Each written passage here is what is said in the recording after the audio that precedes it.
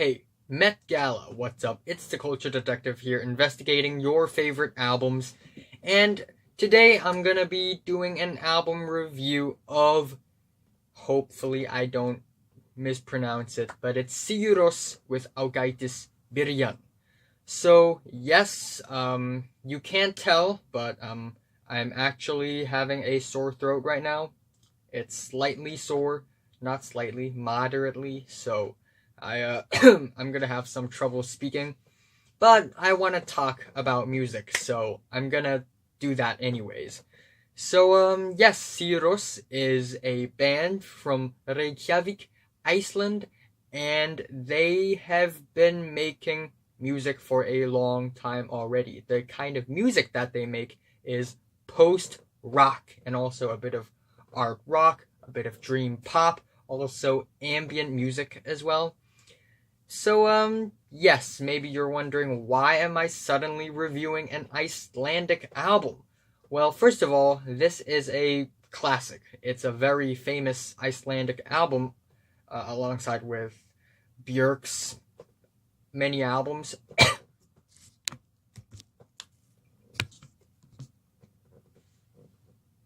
Also, I've reviewed Swedish albums before. I've reviewed Danish album before, just one, and I've definitely listened to Norwegian music before, and to complete my Scandinavian musical extravaganza, I have to review an Icelandic album, and of course I will review Björk albums sometime in the future, but for now, I'm gonna talk about an album that I've actually listened to many, I guess not many, but around 2 or 3, yes, around 3 years ago. I've listened to this album because I was exploring music back then, and I came across this interesting album. I listened to it, I didn't know how to feel about it, and then recently I've revisited this album, and I can tell it's a classic album. So Sigur Rós mainly consists of 2 permanent members, Jónsi Birgisson and Joch Holm. Yes, I'm going to butcher many names in this video. Please forgive me. I'm not even American. I'm not even British. I'm not even European. So I'm doing my very best to pronounce these words. Anyway, Ágætis Byrjun is their sophomore album. Their first album is Von, released in 1997, and it is pretty rough around the edges, pretty abrasive, kinda experimental. While Von is not a great album, there are a couple of tracks on the album that I really like, such as Myrkur, which means darkness, and of course Hunjörð. Yeah, our Earth, the Earth, one Earth, something like that. And then after the release of this album in the year 2002, when I was 0 years old, they also released an untitled album, actually titled, but it's basically a parenthetically titled album. And all of the tracks are untitled, but they actually have titles. And there are also a couple of awesome tracks in there, like the first track. And then we have Tak in the year 2005, which has one track in there that became my favorite Sigur Rós song ever, and that is Happy Pokla. And I can't describe how heavenly and beautiful and explosive and emotionally potent the song is. I really love it, and there are also many other great tracks on Tak as well. And then after that we have Metsuð í Erum við Spilum Endalaust, which is a more accessible album with shorter tracks. And then into the 2010s we have Batterí, which is basically a more ambient and cumbersome record. And we also have Kveikur. And in between Kveikur and the present day, right now, they have also released a couple of EP thingies here and there that are really, really weird and experimental, including that Route 1 EP, which has a set of tracks that are titled after coordinates, and they are all weird, experimental, avant-garde soundscapes, field recordings of those coordinates, and of course they are on Iceland. And we also have a couple of really weird EPs that have only 2 tracks, and each tracks are gigantic. And these tracks are also really experimental, spacey, ambient, and very obscured as well. That is the right word. But now let's get back to this album, Ágætis Byrjun, which means a good beginning, a good start, an alright start. And this album is incredibly ethereal, incredibly serene, very dreamy, soft, light, tender, and basically all of the tracks here, except for, I guess, the intro track and the outro track, are gentle giants. They are large. They are very huge, but they are not monstrous. They're actually very gentle, very nice, and very warm, welcoming, and friendly. And the album also feels like a very sincere and honest piece of work because of how straightforward most of the chord progressions are on the album. It's not your typical rock album with its grit and its anger and negative emotions. In fact, this album bleeds positive emotions in a very indirect and almost abstract way. But come to think of it, this is actually, I assume this is normally the kind of album you would make if you live in an island up north in the middle of the ocean, having a lot of grass and trees wherever you live. I live in a city, so I don't get to experience that beauty. Yes, I really, really want to go to Iceland. I also really want to go to Faroe Islands and Greenland. Someday it's gonna happen, but damn, these places are absolutely beautiful. They are very organic, first of all. They are not very city-like, and those places look very, very, very peaceful. I haven't been there, but I've seen some photos, I've seen some YouTube videos talking about them, and this album makes so much sense. The sound and the style and the textures of this album make so much sense. This album also has this very ambient, windy noise in the background all the time, and this album also features some of the most emotional and also dreamy and beautiful strings and pianos. The vocals by Jonsi is very, very youthful and saturated. That's the right word, I think. And the drum beats here are usually pretty minimalistic.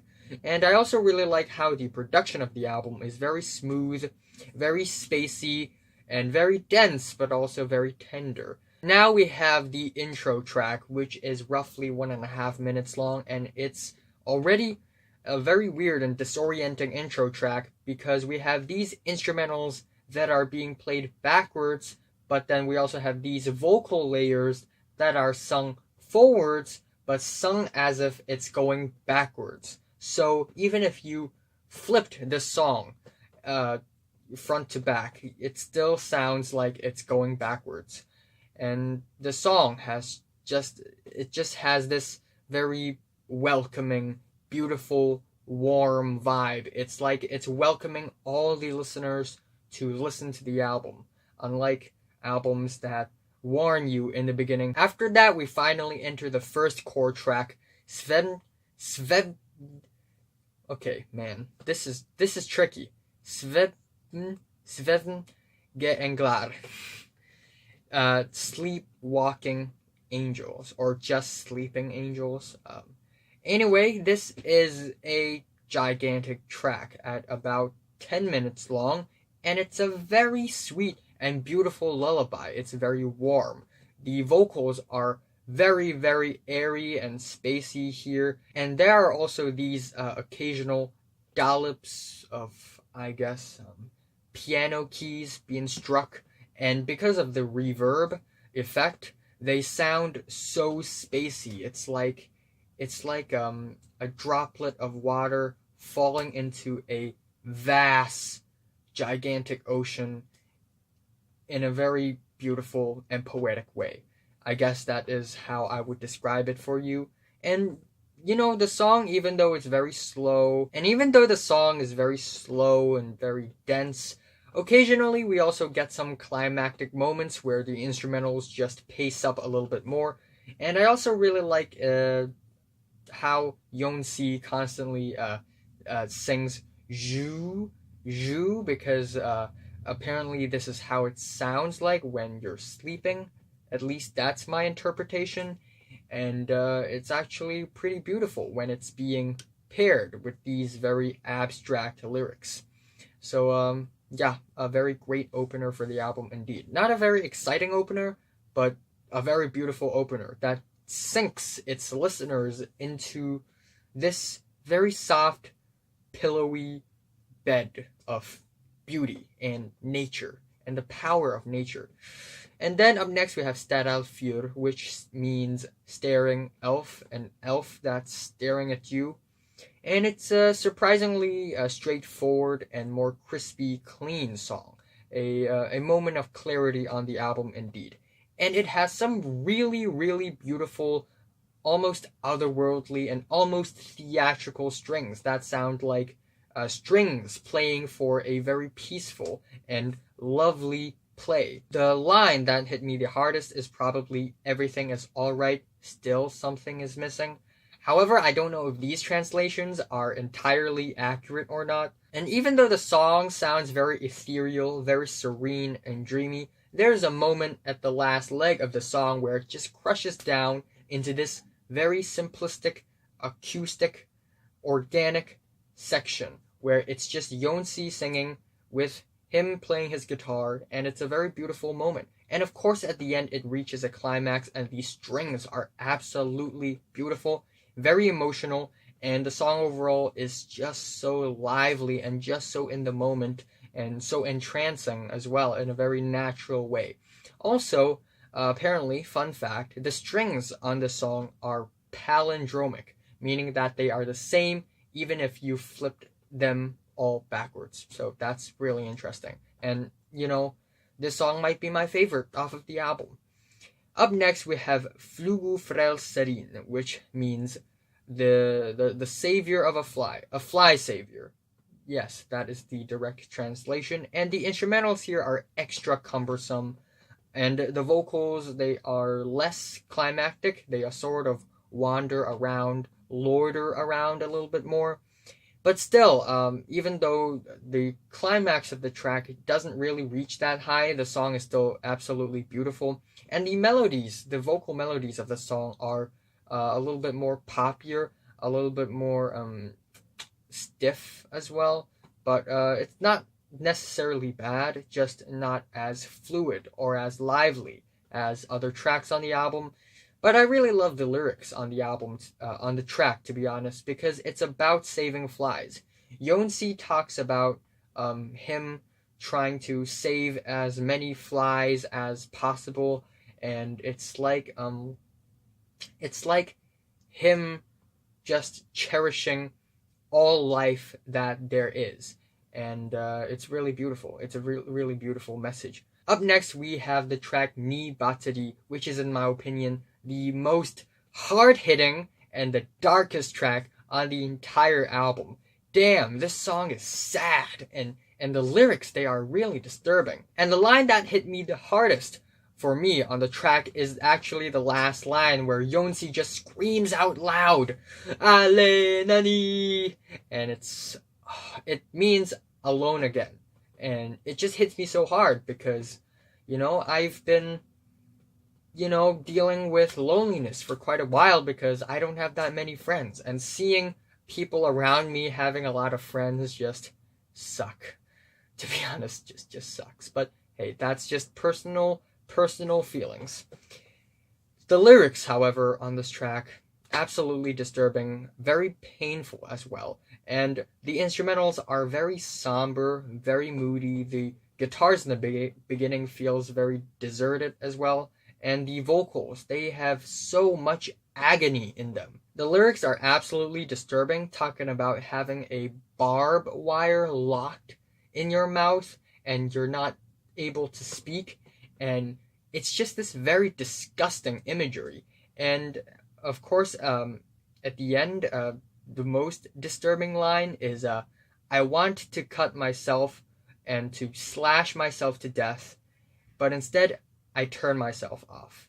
And man, I don't know what this song is about, but... And at the end, when the climax hits, when all the instrumental swells and the loud bombastic drums come, they are absolutely amazing, very emotional as well, and impactful, definitely. And immediately after that, we have probably the most lighthearted track on the album. It's Hjartað Hamast. Wow, that R rolled hard. And it basically means the heart pounding. Heart pounding. Yeah. And it has a very jazzy bass line that's pretty cool and almost sassy. Boom, boom, boom, ba, ba. And the vocals, they are actually really intimate, very muffled as well. And there's this very dense ambience in the background that's constantly blowing like wind. And the lyrics are absolutely weird. It's like Jónsi is describing how it feels when you feel your heart pounding. It's like a very abstract way to describe the feeling of death, but also life and maybe existence. And it almost reminds me of the lyrics off of, sorry, The Microphones, The Glow Part 2, the title track. And yeah, also there are, even though the vocals here on the album are very quiet, there are moments where Jónsi just shouts out loud. So yes, this is a very interesting song. And then up next we have Viðrar vel til Loftárása, and it basically means a good weather for airstrike. And again, it's very quiet, it's very not exciting, but with a title like this, it's actually kind of interesting that this is the most quiet song on the entire album. Even though the beginning is very quiet, it later builds up with some muffled pianos and then some super beautiful, wild, edge of the world, otherworldly, outer dimensional strings that's just really, really emotionally potent. And the climax of the thing, again, very, very emotionally potent as well. And it's a beautiful track. It takes time to digest this track, but it's still a very great track nonetheless. And then after that, it's Olsen.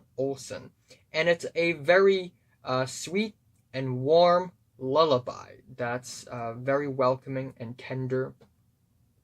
And the song, it's very constant. It's very consistent. It doesn't build up to a certain climax at one point. It doesn't have a low point. It doesn't have a breakdown point. It's a very consistent track that sounds the same throughout the entire track.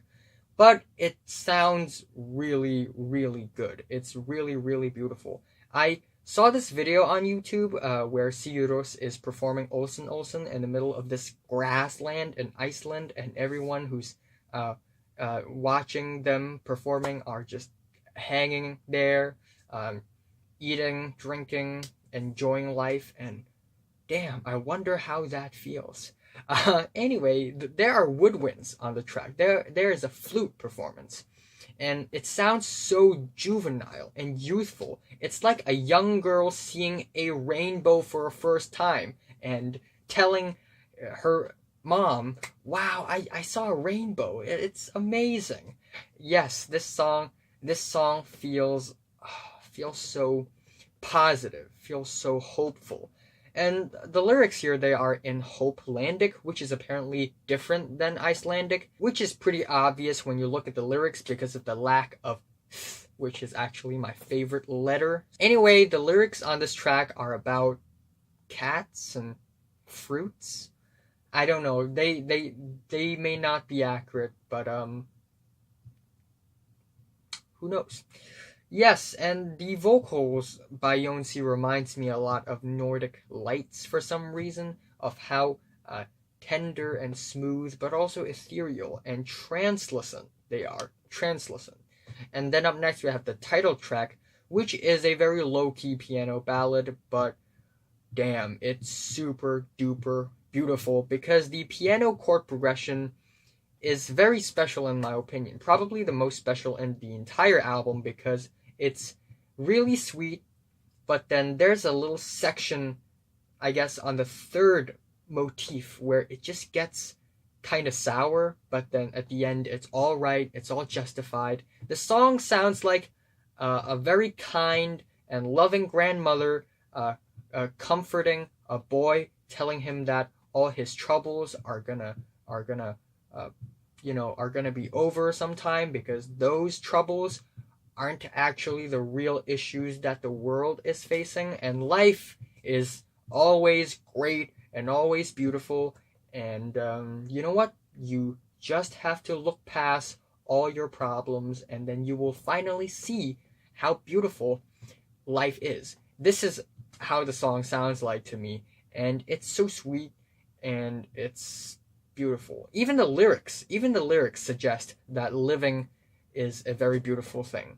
And then at the end, for the outro track, we have Avalon, which is basically a super slowed down version of the strings of Starálfur, and it's very grainy, it's very obscured, and very abstract as well. It's basically a drony ambient piece, and it's like after we've finished listening to all these tracks, we've finally reached a state of trance, and it's beautiful. And it's a pretty poetic ending for the album, not gonna lie, even though it doesn't have lyrics at all.